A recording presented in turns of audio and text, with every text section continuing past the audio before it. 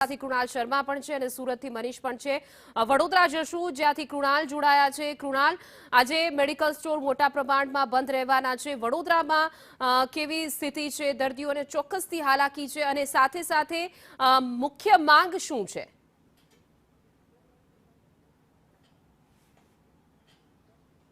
Online pharmacy જે દવાઓ વેચાય છે ઓનલાઈન વેબસાઇટથી તેના વિરોધમાં અગાઉ પણ ઓલ ઇન્ડિયા કેમિસ્ટ એસોસિએશન દ્વારા બંધનું એલાન અપાયું છે। ત્યારે આપણે આજના દ્રશ્યો બતાવીએ કે આખરે જે આજે પણ એક દિવસે અહીંયા હડતાળનું આયોજન છે અને ફક્ત મેડિકલ સ્ટોર નહીં પરંતુ જે હોલસેલ કેમિસ્ટ હોય છે તે એજન્સીઓ પણ હાલ અહીંયા બંધમાં જોડાઈ છે। અને આપણી સાથે અહીંયા કેમિસ્ટ એન્ડ ડ્રગિસ્ટ એસોસિએશનના ગુજરાતના જે ચેરમેન છે તે અલ્પેશભાઈ પણ આપણી સાથે છે। ઘણા બધા અહીંયા મેડિકલ સ્ટોર સંચાલકો પણ અહીંયા તેમની સાથે સમર્થનમાં છે। અલ્પેશભાઈ, આ જે રીતે ઓનલાઈન ફાર્મસીનો વિરોધ ઘણા સમયથી હતો, ઘણા સમયથી બંધ પાડ્યું છે, આજે ફરી એકવાર એક દિવસીય હડતાળ છે, હવે નિરાકરણ ના આવે તો માતૃ સંસ્થા દ્વારા બંધ આપવામાં આવેલું છે એઆઈસીડી દ્વારા। એઆઈસીડી જે પણ નિર્ણય કરશે એ નિર્ણયને અમે ફોલો કરશું।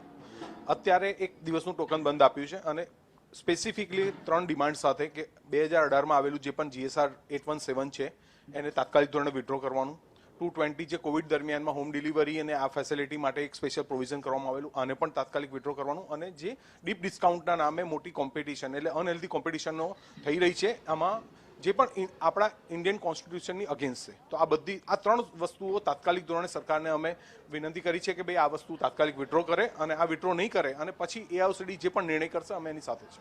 ઘણા બધા શહેરોમાં એવું જોવા મળ્યું છે કે અમુક જ મેડિકલ સ્ટોર બંધ છે, અમુક ચાલુ રહી છે, એવું કેમ જોવા મળે છે? હું ચોક્કસ માનું છું કે આ બંધ વેપારીઓના હિતમાં છે, વેપારીઓના ધંધામાં પડતી મુશ્કેલી માટે છે। તો જે વેપારીઓ સ્વૈચ્છિક રીતે, અમે પણ આ વખતે એ દરેક વેપારીને સ્વૈચ્છિક રીતે જ કીધું છે કે તમે તમારી રીતે બંધ રાખજો, અને આ મોરલ ડ્યુટી આવે છે કારણ કે આ સંસ્થાએ આ વેપારીઓને ખૂબ આપ્યું છે અને ખૂબ મોટું પ્રોટેક્શન આપ્યું છે, અને જ્યારે પણ તકલીફ આવી છે ત્યારે એની સાથે ઊભી રહી છે। તો જ્યારે એ બંધ રિટેલના હિતમાં આ બંધ આપ્યું હોય તો દરેક વેપારીએ આમાં જોડાવું જોઈએ, અને ગેરસમજ ઊભી કરવામાં કંઈ પણ થઈ શકે એમાં કોઈ વાંધો નથી, પણ હું માનું છું કે મોટા મોટો વર્ગ આ બંધમાં જોડાયો છે। શું તકલીફો પડે છે સાહેબ આ જે રીતે માંગણીઓ છે?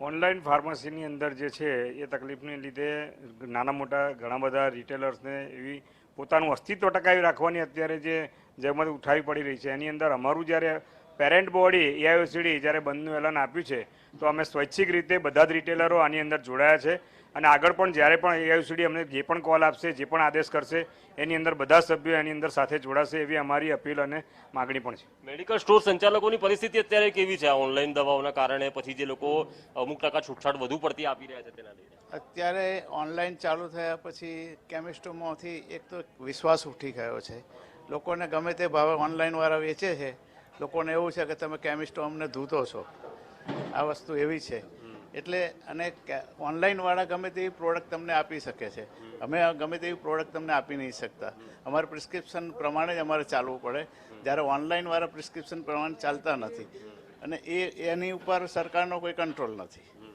એથી આ બંધ થવું જોઈએ। કેમિસ્ટ એન્ડ ડ્રગિસ્ટ એસોસિએશનના ગુજરાતના ચેરમેન સહિત અનેક મેડિકલ સ્ટોર સંચાલકો છે કે જેઓ આ બંધના સમર્થનમાં છે।